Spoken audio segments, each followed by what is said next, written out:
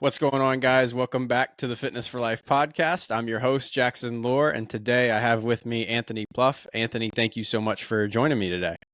Yeah, man, appreciate you having me on. I enjoyed we got to talk a little bit before we hopped on the episode. It's good to we've interacted quite a few times here virtually on Facebook and Instagram, but it's Yeah. good to actually get to speak with you. So thanks for having me on. Yeah, no, I'm excited for our conversation and excited we actually get to, like you said, get to chat a little bit more because I feel like we've bumped elbows but never really done a deep dive. So this is good.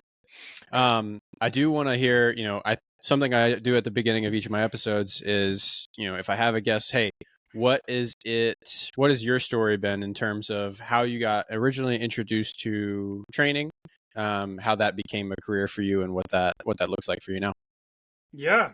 So yeah, I think something I've always been interested in, at least somewhat. I think finishing up high school, going into college, didn't really know for sure what I wanted to do. It always kind of interested me, but wasn't sure I wanted to go that route. But probably 2013, 2014, started getting more into it. I have an undergrad in kinesiology, and then I got a master's in education, and so started training clients, and then kind of work with everybody.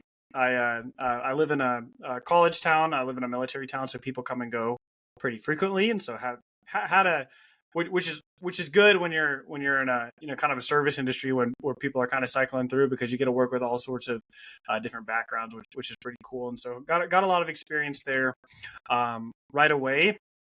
I've always enjoyed working out myself and things like that. Had injuries and all sorts of stuff. Kind of. I think it's a pretty typical kind of background for coaches, for trainers. Thought about going the physical therapy route for a while. Spent a lot of time taking classes and doing hours, and then realized, hey, maybe I don't know if this is what I want to do. I like the flexibility more of coaching, of training. And so that's kind of why I wanted to go that route. I work specifically with dads now. I still do teach, actually. I teach remotely. So Nice. I teach from home, which is pretty cool. And so I'm able to do that while coaching. And then I still have a handful of online clients I meet with pretty early in the morning, but mainly trying to do everything online. I like kind of the experience there. My wife stays home when we've got 3 young kids, and so it works really well. I'm working from home the majority of the time. She's at home. We're homeschooling our kids, and so get to see them a lot. So it just works really well. And so yeah, that's kind of a roundabout answer there, but that's kind of how kind of where I'm at, kind of how I got started. Yeah, no, that's great. And it's cool to see like, you're primarily working with dads, you're a dad of 3 Yeah. and, it seems like with you being home, your wife being home, you guys homeschooling the kids, like that family aspect, the identity of being a father is like very wrapped up into what you do, which I really appreciate. Because it shows like, hey, your identity and your career, like they're one and one, and you're practicing what you preach. So that's pretty cool. Wanted to go ahead and get into our topic for the day, Yeah. which we had talked a little bit about before, but there's this concept of a lot of people think when they get started in a fitness routine, whether that's a new nutritional plan, whether that's a new workout plan, or even a combination of things, right? Mm-hmm. They get into this mindset that, oh, I'm going to do this, and this from 0 to 100 all at once, Yeah. right? I'm going to go from not working out at all to I'm going to be in the gym 6 days a week, Yeah. or 7 days a week or whatever it is. And I'm going to go from not doing anything on my nutrition and just winging it all the time to I'm going to, track everything and be exactly dialed in, to a T, 100%, a perfect cut. Talk to me about why that may not be the best approach. Yeah. So I think and maybe it's a guy thing, maybe it's it's a dad thing where I feel like a lot of men are pretty stubborn, and so that they feel like I hear all the time is that I should be able to do this, or I just need to work a little harder, I need to be more disciplined, which maybe all of these things are true, right? And so but I always kind of come back to the question. I think if you're familiar with, precision nutrition, they always talk about how's that working for you. That's kind of what I always come back to. It's like evaluating your own life, right? Like I've been trying to do this. I've done this, 6 or 7 times. I've been trying to get up early. I've been trying to work out more regularly, and it's not working. Well, how's that working for you, right? And it's like, okay, I've done this approach. And so that's kind of, one of the biggest things, I try and do with my clients is really to get them to buy in right away, right? And Yeah. so I've kind of developed a curriculum over the years that I kind of, most people, obviously, I try and tailor my programs to my clients, but for the Hmm. most part, people kind of go through a similar trajectory, like getting started. They've probably tried and failed different things before. They probably had success. They weren't able to Hmm. sustain it. So they tried something else. And they cycle through this over and over and over again until eventually they wind up, hiring you or hiring me. And now, they're kind of skeptical, right? They're Yeah. skeptical of what is actually going to work because they've tried so many things and none of it's stuck. They get this mindset where their discipline is off. They don't have willpower. They're a special case because things aren't working for them, where really a lot of it comes to mindset, right? And so what I like to do is I like to kind of do an overview of the program first. Like this is what's going to happen these first couple of weeks here. It's going to be uncomfortable. It's not going to go well. You haven't been in the gym in 6 months or 6 years. You can't expect those first 3 workouts to be great, right? And so I always kind of Yeah. call it week 0. This first week here, let's just go try it out. Even if you get to the gym and you're like, hey, I can only do 3 or 4 of these, I only got 20 minutes, let's go try it out, right?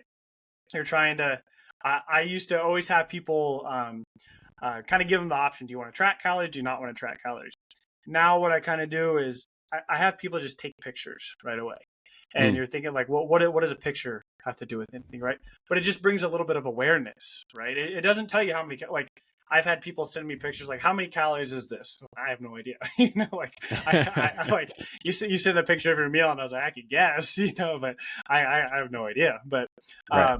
But I'm like, but it brings awareness. It brings awareness. Sure. Like I take this picture and it's like, oh, I thought I was eating pretty well today, and then I realized, I haven't had a vegetable in a year, and you're going through all these things, and just the small changes like that, I think, can be extremely beneficial. But I think it comes back to expectations, and so Hmm. those first couple of weeks that I like if I just got off a call, signed up a client, I try and schedule a call like fairly quickly after that, and then I talk through exactly like this is what's going to happen. Here's what's going to think. This part right here, you may struggle here, right? Like typically, since I work specifically with dads, they've got young kids, they're going through things. I can kind of predict what's going to happen with a little bit of certainty. And so I can kind of Yeah. talk them through it. Right. And so, and the clients that succeed the most are willing to have, a bit of an open mind here. Like, oh, like I'm going from 0 workouts right now. The goal is to maybe get 3 in, but if I get 1 in this week, 1's better than 0, right? And so Right. like every week, I'm constantly harping on them, like, what were your wins so far this week? And it could be something simple, like, hey, I completed the whole workout, or I got 20 extra minutes of sleep, or I tried a green bean for the first, just like something simple and things like that. And so, but like it sounds simple, right? Eating a vegetable with dinner sounds really simple, but if you're not doing that right now, like that's huge, that's I think I don't know if you've read uh, I have it right here actually. You Can't Screw This Up by Adam Bornstein. I haven't Um, yet. so It's on my list. it's a really good book. I've gone through it a couple of times, but he talks about kind of like the behavior psychology Hmm. of like going through drastic changes. And he relates it to like dieting, where he talks about like we never want to leave the comfort zone. We always kind of want to have one foot in. We're not leaving the comfort zone. We're expanding it. And so Hmm. I've kind of adopted that, where it's like right now you are where you are. Let's just add a little bit more. And then we grow our comfort zone, and then we add a little bit more. We grow. We're never leaving the Yeah. comfort zone, and so that to me, I'm kind of a visual learner. I'm hands on. I like to be able to see things, tangible things and stuff. And so that was helpful for me. And so that's why for me, like I like to track things. I like to track calories. I like to track my weight because I can actually see what's going on and stuff like that. And for some people, they don't work that way. So we have different tools, obviously, that we can work with there. But I think the biggest, to answer the original question there, is that and for weight loss to be successful, it shouldn't be miserable. And Hmm. if you are miserable all the time, there's a good chance that's why you've been in this kind of cycle of repeating and slowing down and then just quitting altogether. And so if you're struggling to stay consistent for a week, there's a good chance you're going to struggle long term as well. Yeah. Yeah. And I think what people have to understand is that you have to take that and apply it to all of the different components that there are to, you know, living a healthier life. Like, Right. are start at ground zero. Hey, are you drinking any water? Like, or are you drinking enough water? Okay, Yeah. that's one thing that you can slowly move up, right? Yeah. Are you sleeping enough? That's another thing that you can slowly move up, and it's not going to be 0 to 100 right away. Yeah. You can even extend it to, the strength training. Are you, I had a client this week who I was with her in person, and then she was on her own. I was with her in person just for like one little session at my Hmm. house, and but she's primarily an online client. She's been working with me for about 6 weeks or so. I walked her through her first trap bar deadlift, keeping it real simple, couple sets of one, nothing crazy, just to get the form down. She messages me like 3 days later, is like, hey, on top of the workout that I did today that you prescribed me, I also did a set of 10 on that. And I was like, oh, okay, all right, Yeah. like maybe we pull it back, split that up, 3 sets of 3 or something like that. Like, Yeah. you don't have to go like going 0 to 100 like that. Is one, how we burn out when it comes to habits and nutrition, Right. how we can really screw ourselves up. Two, that's how we can injure ourselves if we're doing that in the gym. Right. And a lot of, I feel like, and maybe you can correct me if I'm wrong, I feel like dads in particular, especially when they get into that like late 40s, early 50s range, tend to be very capable, but also very at risk of injury, Yeah. if they haven't been properly training at that point. Right. Right. Yeah. Yeah. Yeah. No, I definitely see that. Like, just kind of like I said, you kind of get in that mindset. Like, I should know how to do this, and so I'm just going to go in and kind of barrel down into it. I was able to do it in high school, but Yeah. that was 20 years ago, right? And Yeah. I have one of the biggest things I see my clients struggle with is like the rest periods. Like Oh I'm my gosh. like Yes. especially in person. I'm like sitting here like holding the weight so they can't they can't move on, and they're like, man, Yeah. I had they just want to they rested 15 seconds, they're good to go, and then they're Yeah. upset because the weight hasn't increased in 6 months. It's like that's one of the biggest things I had. One guy I was working with, I kept telling him, I was like, yeah, we're building strength here. We're gonna rest like 2 to 3 minutes in between these sets here. And he's like, well, I feel like I'm just wasting time. And it took a lot of buy-in from it. It took like two or Right. 3 months, but then he messaged me one day and he was like, the past month, my strength has gone up. I started resting 3 minutes in between these. And Yeah. no, that's not for everybody. Now, some people, Right. there's obviously different goals and stuff, but yeah, I think it's just that buy-in, and I think that, we feel like, kind of being in the client shoes there, I've worked, I've had coaches and stuff too. And it's like, you want to feel like you're doing something. You're there for, Hmm. 30 minutes, you're there for an hour. You don't want to be sitting around talking to your coach. You want to be doing something. And it's like, I was at the gym the other day, and I had surgery about a month ago. And so I'm kind of limited Yeah. to, machines, upper body machines, and that happens to be where the older population hangs out. And Yeah. I was there the other day, and this lady was sitting on the machine I was trying to go. She sat there for 20 minutes just having a conversation with somebody. Finally, one of the older guys came up to her and was like, hey, can I use this? And I was like, so I get kind of caught up in that, but like I feel like we just want to be doing something, right? You're there, Right. and like it is good. Like, obviously that's an extreme, sitting there for 10, 15 minutes is a long time, but I always time out my rest periods and stuff like that too. But like when other people are waiting for things, your people, I think get a little bit anxious, and so they kind of rush through things and want to get, kind of get to their next set, and then it's not very advantageous for them. Yeah. Yeah. I think, especially as we age, as people age, like when your time is limited, you see that time as more valuable, and so there's Right. a tendency to want to rush, right? To rush through Yeah. it. Oh, I just gotta get through my workout because I got other stuff to do, or Yep. I just don't really want to be here for an hour or whatever it is.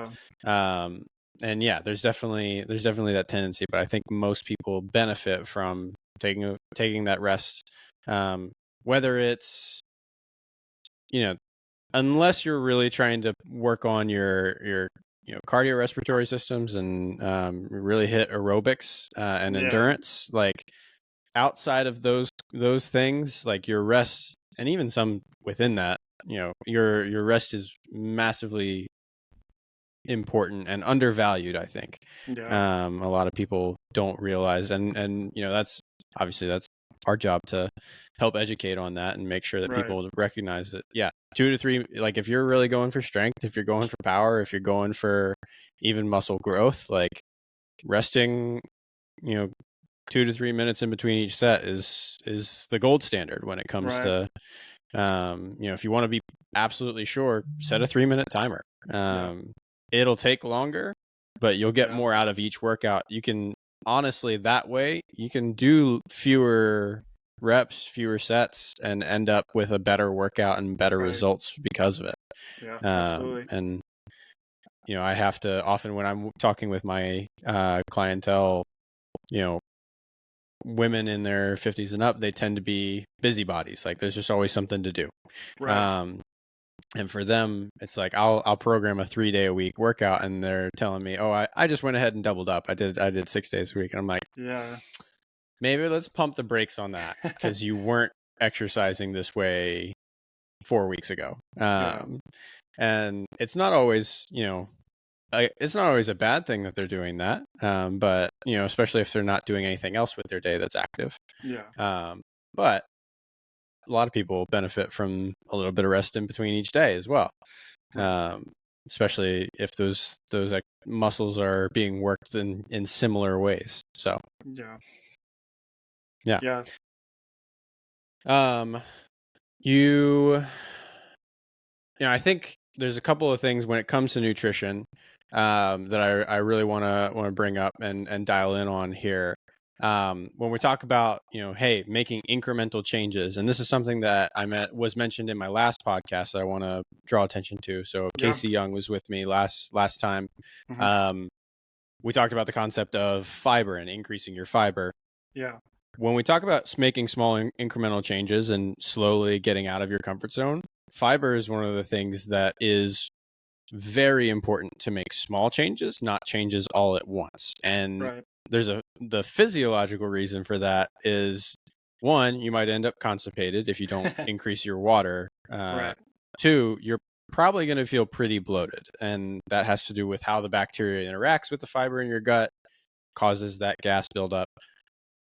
It's not inherently a bad thing. It's just painful and not super comfy to begin with. So Right.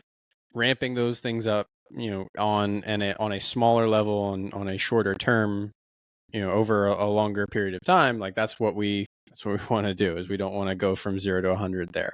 Right. So her recommendation was, hey, can we go up by 3 to 5 grams a week, Yeah. and slowly get up to that point if you're not there already. And then Yeah. I find what I talk, I'd love to hear what you talk to your clients about, but when I'm talking about protein, that's also something that most people chronically are under eating protein, Yeah. Yeah. when it comes to even just maintenance, even just muscle maintenance, right?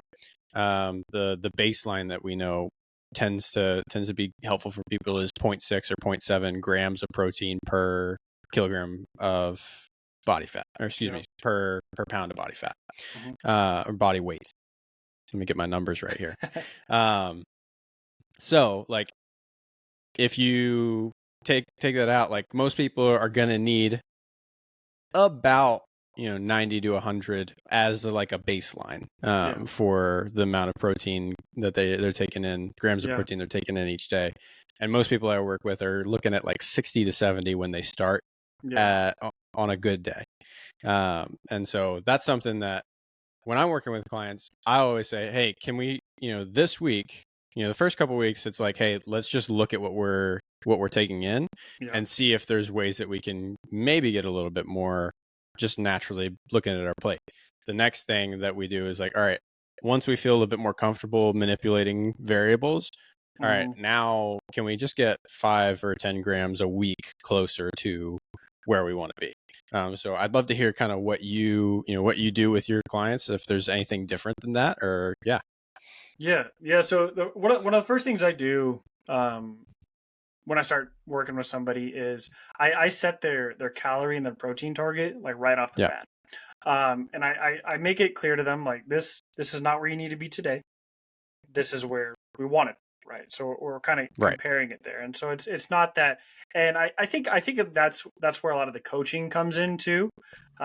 Because I like to I like to have one-on-one calls, communicate with them via voice message and all these things, video messages and stuff. Yeah. And so if they see like right now, their goal is 140 grams of protein a day or something, and they're start tracking and they're at 60 grams, Yeah. they're like, oh my gosh, like like I have to double, even more than double my protein intake, and it can be overwhelming. Yeah. But that's where we talk it out. Like this is your calorie goal, this is your protein goal. I don't usually set a carb goal or a fat goal. I kind of take that as personal preference. Working with general population clients and stuff, we're not working sport specific goals, and so Right. personal preference for me, I like more carbs, and so I usually have more carbs. In fact, but if you can hit your calories, you can hit your protein. Everything else seems to kind of balance itself out. Then, Yeah. like you said, we focus on the fiber. So we start adding some more fruits and vegetables, things like that, trying to figure out other ways we can hit that. When it comes to protein, like those first couple weeks, and kind of coming back to precision nutrition, like are you ready, willing, and able to do this, right? And so it's Hmm. like if they are um, willing to track their calories, if they're willing to, scan a barcode into MyFitnessPal, use a food scale, things like that, we'll start there. Not everybody starts there. Some people, like I said, will just, take pictures and things like that. But those first couple weeks is really I'm not changing anything. Yeah. We're just bringing awareness to what's going on, right? Because Yep. you can be hitting your calorie goal, but if you're not hitting your protein goal, right, obviously that's going to affect your strength training workouts. It's going to affect your body composition, all these things. And so we're just bringing awareness. And so that usually a week or two, we're literally just getting in the habit of tracking, right? Even if they only track 2 meals a day, it's just getting into that habit. And all of a sudden at the end of the week, they're like, man, I didn't hit my protein goal on any of these days here. Then the next week, I don't even really have to say anything, and all of a sudden we start looking at the numbers, and protein's going up, and Yep. protein just keeps going up. And so, like, well, what did they do? They added a Greek yogurt. They added, they were eating chicken breasts, but they just added a little bit more. They're not really Right. adding anything, and all of a sudden, week 2, week 3, week 4, they may not be hitting that target, but they're eating more, and that's the idea, right? We're gradually Right. doing it. And I didn't even have to say anything. I didn't have to harp on them like, hey, like, let's get protein. Let's get protein. They're seeing it. It's one thing me telling you, but when you're telling yourself, it's going to be a lot more effective that way. And that's why I'm a big fan of tracking, because it just gives you data. Right. I love just having the data to know, like, because if someone's telling me, they haven't been able to lose weight, they've Mm. been working out, they've been doing all these things. Okay, well, let's look at what we know, right? If you haven't tracked your food, if you haven't tracked your workouts, if you haven't tracked any of these things, we don't know how much you're sleeping. It makes it very difficult to know what's going on, right? But if you've been tracking your food, you've been entering all your workouts in, I know how much you're sleeping, you're entering all these things, and you're still not seeing progress, then it's easy to tell, like, hey, like this right here, like we're not getting that. And so that's why I'm a big fan of it, because Yeah. it just gives us feedback. And the more feedback we can get, the more data we have, the easier it is to change something. And a lot of times it's really not that difficult, right? There's a good chance that you're eating some protein throughout the day. You're probably not Yeah. eating zero protein, right? And so it's like, how can we just make this a little bit more, right? Like I said, if you're somebody who likes, even, steak or chicken, and you're eating like 6 ounces of it, can we add a little bit more here? Could Hmm. could we add a Greek yogurt here, right? Could we swap a regular yogurt for a Greek yogurt? Could we, you're eating 3 eggs, could you add a fourth? It's just simple things like that. And you think, like, it doesn't matter, like an egg's like 6 grams of protein, right? And you're like, oh well, six grams, what's that going to do? but we do that every single day, you do that for every meal, it starts to add up. And so I I like protein shakes. I'm a big fan of them. Hmm. I go through spurts. Sometimes I'll just get burnt out and I just don't want to drink them anymore and stuff. And so I'll try and get my protein in other ways. But I'm a big fan of just adding on. I like to add things instead of just get rid of things. And so Right. I'm a big believer in, if we're adding the right habits, if we're adding the right steps necessary, if I'm tracking my calories and I'm hitting that goal and I'm getting enough protein and I'm working on my fruits and vegetables, and then whatever's left over, you just fill that in however you see fit, things seem to work out pretty well. And when we can kind of, take away like, like this is good, this is bad, like really kind of getting away from that mindset there, Yeah. things go a little bit smoother there, and then there's really no need to, drastically change anything. Now, if somebody is, vegan and they don't eat a lot of meat, it becomes a bit more challenging. It becomes a bit more challenging to get protein in, but there's so many options now.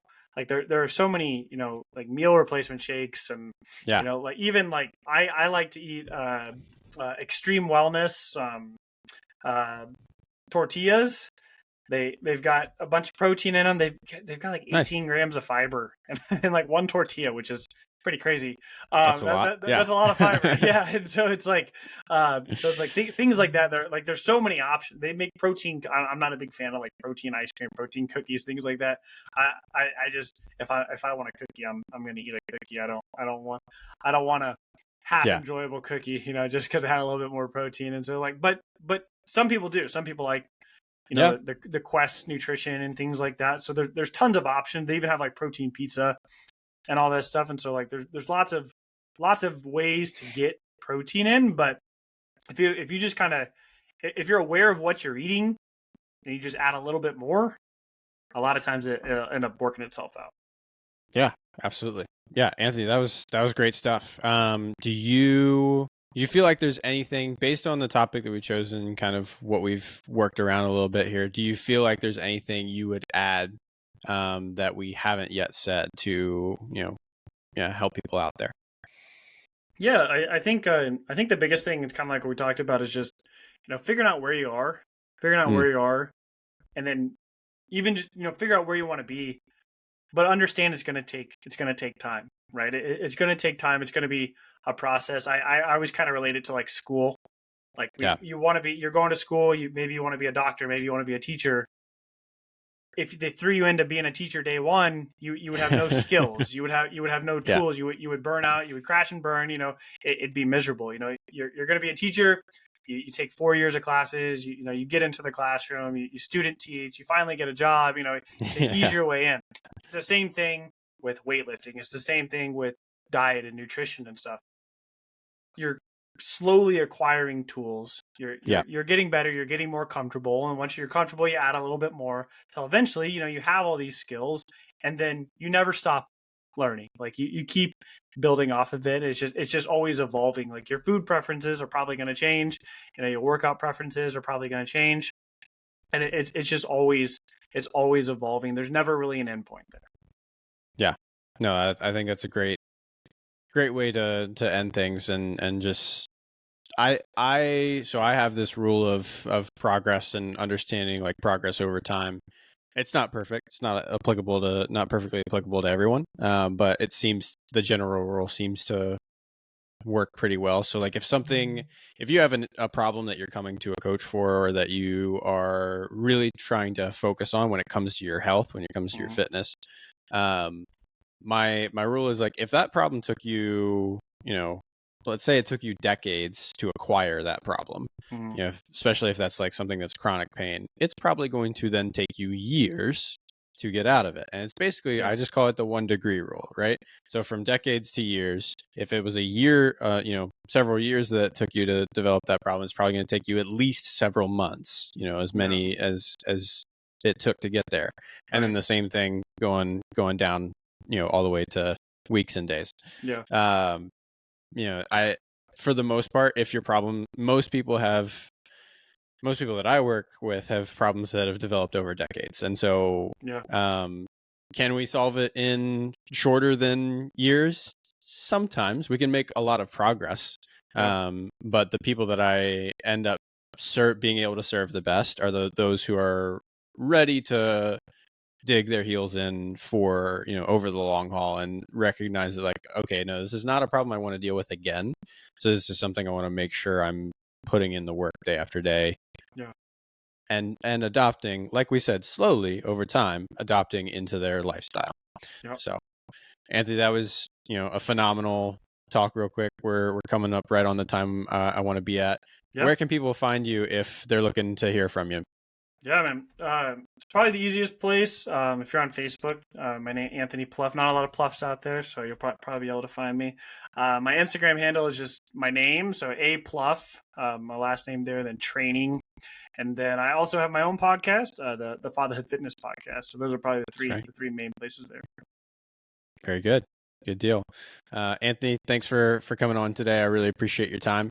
And for those listening at home, we appreciate you guys tuning in, and hopefully you guys got something really good out of this, and we'll see you next time.